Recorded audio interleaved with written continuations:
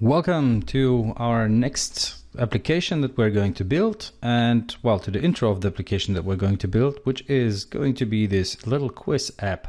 So I have a high score here, which is 60, and then I start my quiz and I'm getting asked some questions. Who is this person? At the bottom I can choose between Satan, Eminem, Pikachu, Albert Einstein. I take Albert Einstein. Then who won the Soccer World Cup 2014? Well, you can guess around or you can just take the right answer. And then here's a little math problem. You can calculate that. Then where's Valencia? Well, it's clearly in Spain. Who's the best soccer player in the world?